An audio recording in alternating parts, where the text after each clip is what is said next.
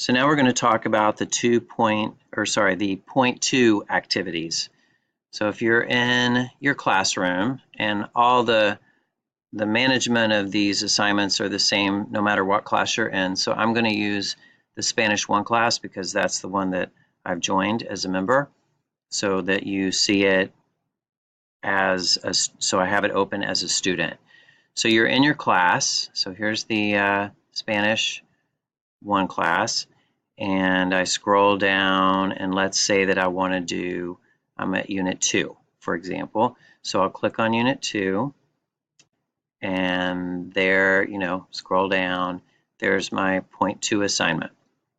So you have the due date here, you have the date that I posted it, and then there's a video that you watch, and you can keep the video open and open the assessment at the same time. So I'm going to open the assessment, which is basically just questions about the video.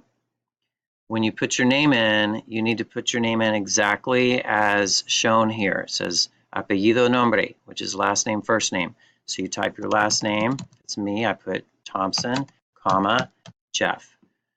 So then I've got my last name and first name. If you put first name, last name, or you just put one letter, then you may end up with a missing assignment grade because we can't find you. So you put your name in, and then you scroll through and you start answering the questions.